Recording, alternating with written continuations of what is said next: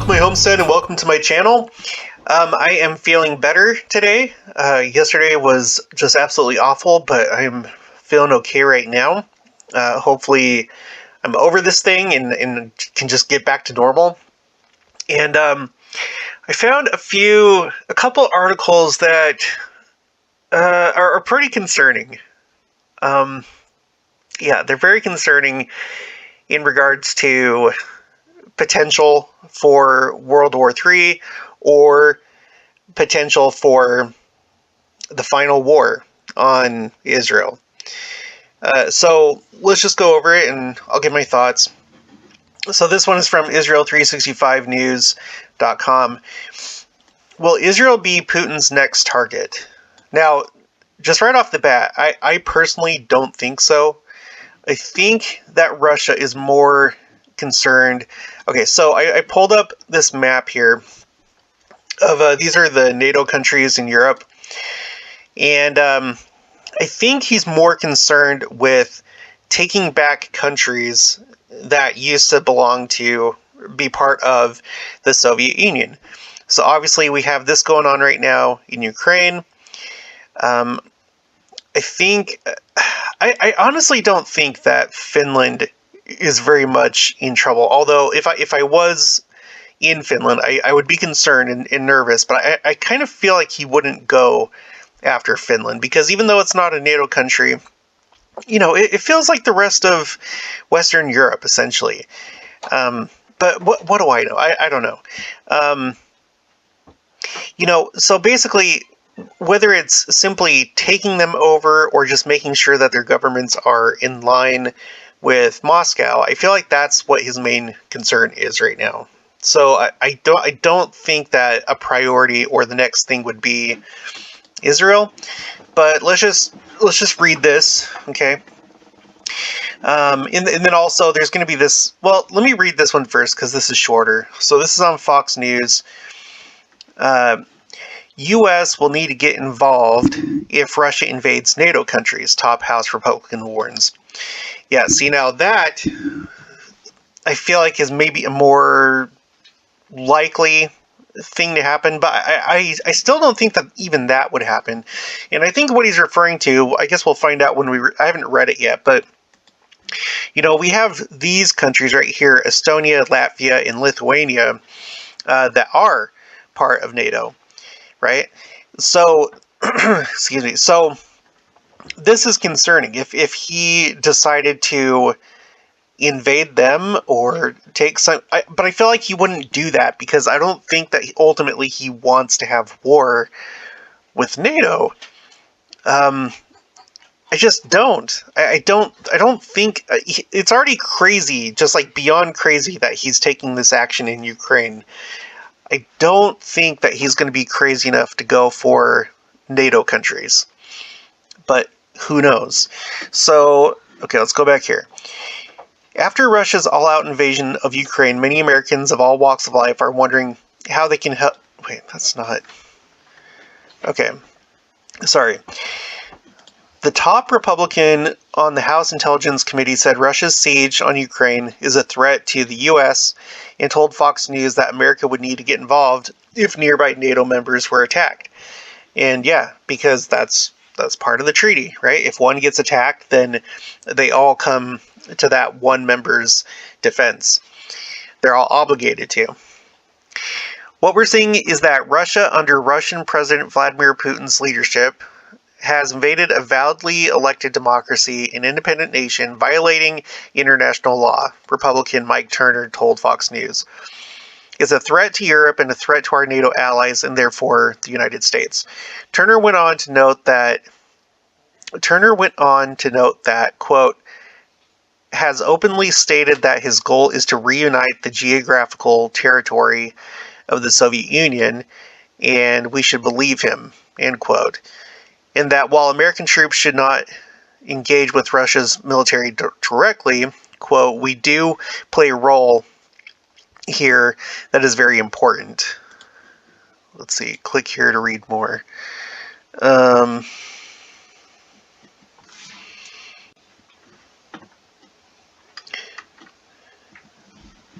It starts you know what? No, with a click. I'm not going to go any more than that. So, I don't know what the likelihood is. I guess you'll have to let me know what you think in the comments below. Do you think that he is crazy enough to try and take over a NATO country that used to be part of the Soviet Union? I find that hard to believe, but I also found, and I'm still finding hard to believe, that he's invading Ukraine. It still just blows me away that this is happening. It's so surreal.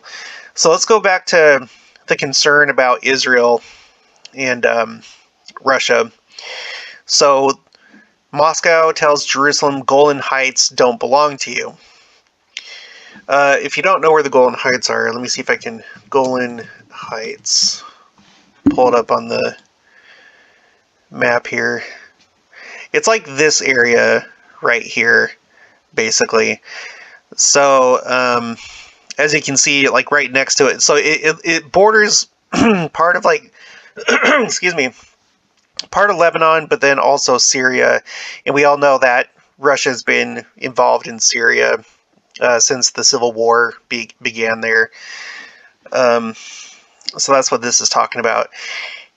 As Russia pummels Ukraine in an invasion waged on Thursday, Moscow's deputy ambassador to the UN, Dmitry Polyansky, leveled the same type of sentiment at Israel as the Kremlin did towards Ukraine.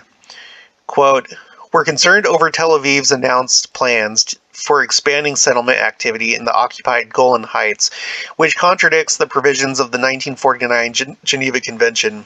Russia doesn't recognize Israel's sovereignty over Golan Heights that are part of Syria." End quote. He tweeted. Is this a...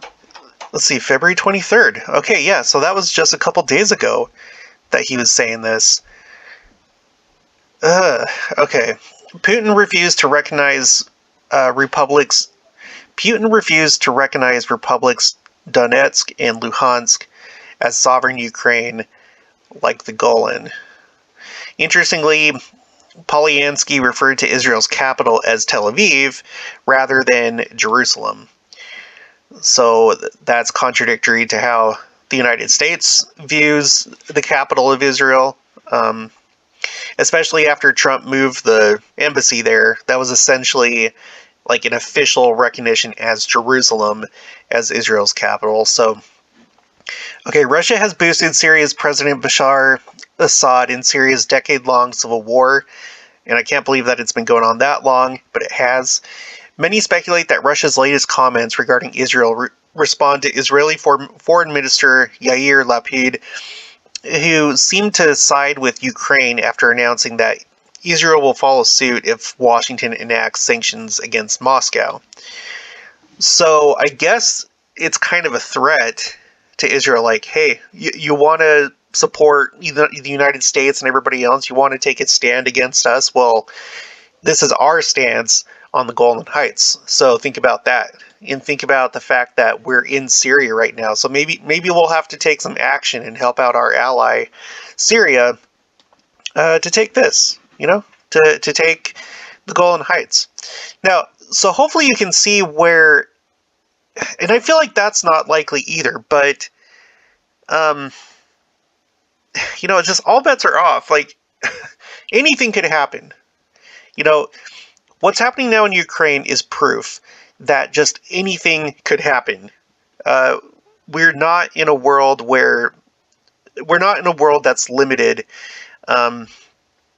Just anything's possible is what I'm trying to say. So what if Russia did decide to do that? And then what if that emboldened Iran or other enemies of Israel? And what if they decided, you know what, screw it. This is our time. Russia's leading the way. We're fighting back against the West. We're fighting against NATO. We're fighting against our adversaries. And we are now on the offense. This is time for war. Screw it. Let's just go ahead and let's do it.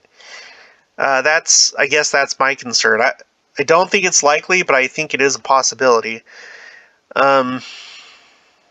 Okay, if Russia, whose troops are embedded throughout Syria, invades Israel, in the bordering Golan Heights, it could fulfill a rabbinic prophecy covered by Israel 365 News.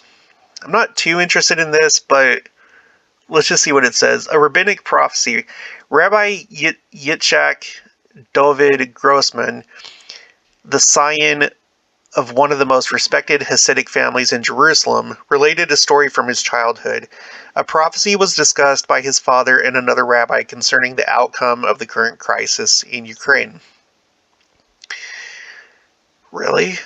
A prophecy was discussed by his father and another concern. So this is from his childhood about Ukraine.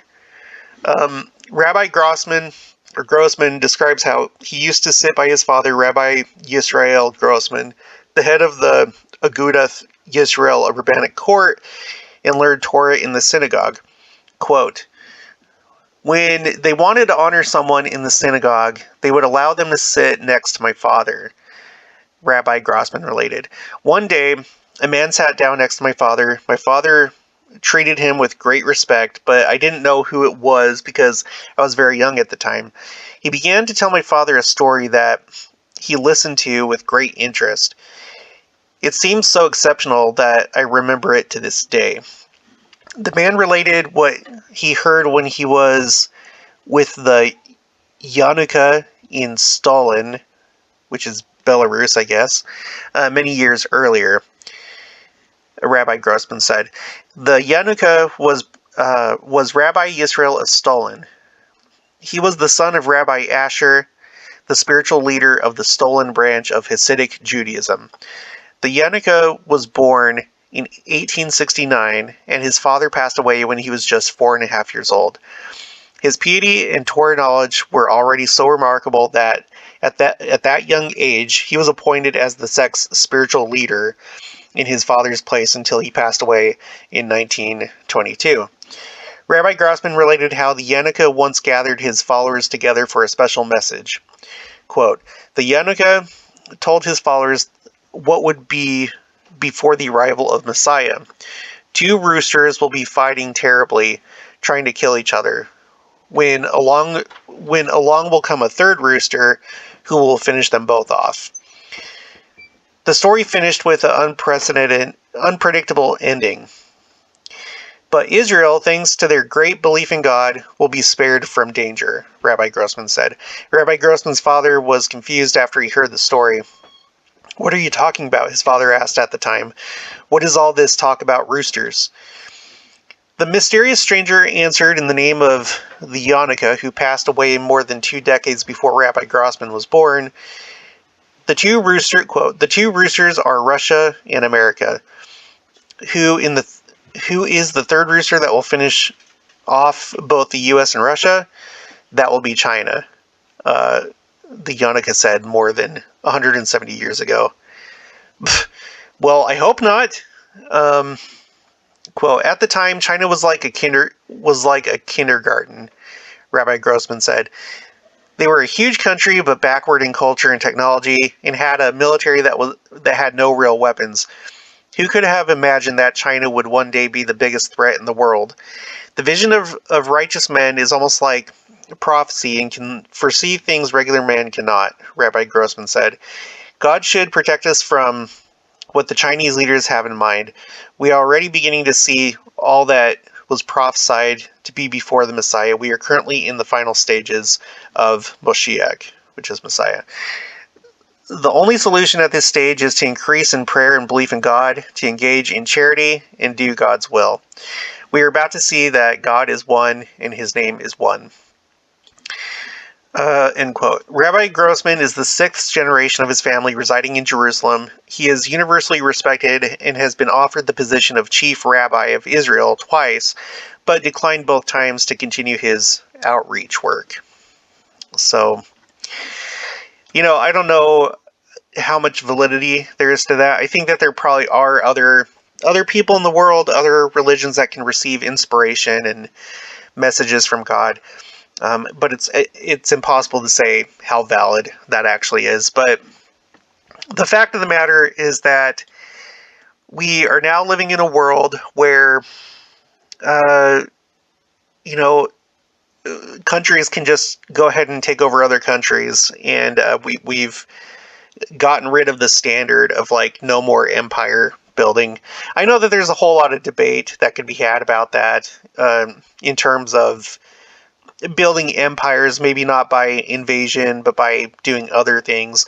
But what we're talking about now, since this started happening, is literal invasions of countries in order to build empires. So everyone just kind of wrote that off after World War II. Everyone agreed, okay, no more building empires, but it looks like that's done now. Well, okay, so the future, that big long stretch of time is now over. And who knows what's going to happen now? Who knows what's going to happen now? So it seems Russia is going to just go ahead, take over Ukraine. Maybe it'll remain a country, maybe it won't. If it remains a country, they're going to obviously make sure that somehow Ukraine always stays in line with what Russia wants. Belarus is already that way, so I don't think that we need to worry about Russia invading Belarus. They're already on the same page. The big question is, would Russia do anything with Estonia, Latvia, and Lithuania?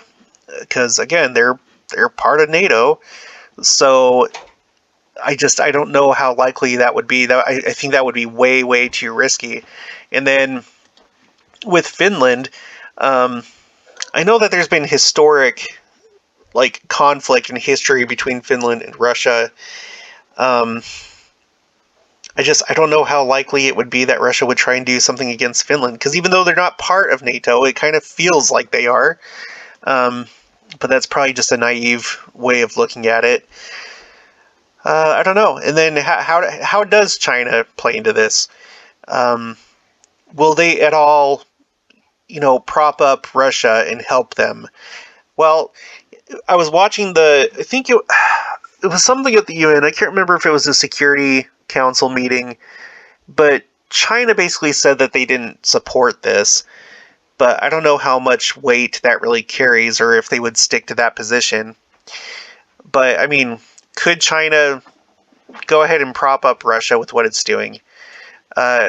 Or could China get the green light to be like, hey, Russia's doing it, let's go ahead and let's take care of this Taiwan situation once and for all? We know that that's been an aspiration of theirs for a very long time. And then, like I was saying, over here in the Middle East, everyone wants to get rid of Israel. And when I say everyone, I don't mean the entire Middle East, but Israel's enemies, they want to get rid of Israel. So maybe this is the right time for them to do that. And Turkey, with what's that guy's name? I think it's Erdogan. Let's see, Turkey. Erdogan. So Turkey is a member of NATO, but Erdogan has had kind of like nationalist type leanings, because if you'll remember, back during the days of World War I and before, there was the Ottoman Empire, and it was essentially centered and based out of Turkey. Turkey didn't exist at that time. It was let me look at let's see, map of Ottoman Empire. Let's just look at this one. This is from Wikipedia, but that's kind of small. Okay, so see, here's the Ottoman Empire here, and so I know that there's been talk that Erdogan kind of has his own aspirations in some way, becoming like it was before, when it was not Turkey but the Ottoman Empire. Here's another map. So my point there is this going to embolden Turkey to do something?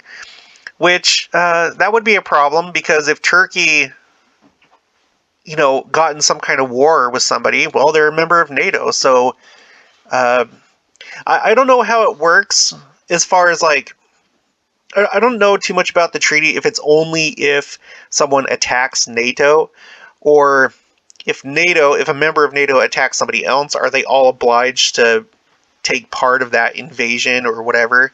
I know that there were a lot of NATO people that helped us with Afghanistan and I think Iraq as well.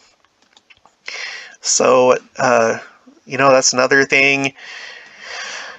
So all I'm saying is that now that the standard has been broken by Russia, just, all bets are off on everything. Anything could happen at this point. Anything could happen. This was definitely a step in the wrong direction and a step closer to the second coming, I think. This is huge news. This is one of the largest, most important geopolitical events I think that we've seen in most of our lifetimes, unless you were around to have seen World War II, or that obviously trumps this. But I view this as bigger than Iraq and Afghanistan. Even though that was the invasion of two countries, these were not really first world countries. They didn't really stand a chance, and it didn't really so much break that that long streak of not invading countries to build empires. There's people that would argue against that. I know, and I know that there's the whole thing with secret combinations. I'm not going down that route, but I believe me, I know. But in this case, like, on the surface, what Russia is doing is invading Ukraine, and they may even stay there. There may not be any more Ukraine after this is done, and we don't know what's going to happen after this either. So, yeah. And then we have this situation here with Pakistan and India fighting over the Kashmir. I don't know that anything would really change here. I don't know that necessarily anyone would be emboldened to do anything. India and Pakistan are both nuclear powers. They both have nuclear weapons. So, but I don't know. I'm not an expert. I don't know if somehow this could change what's happening here between Pakistan and India. And there's probably all sorts of other little smaller territorial disputes that now people may feel more okay about carrying out their desires.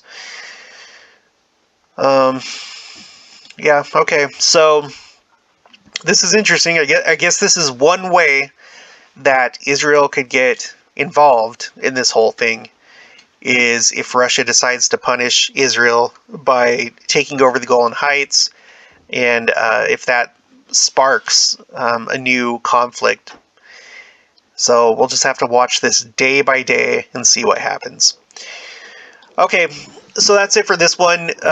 Let me know your thoughts and opinions down in the comments below.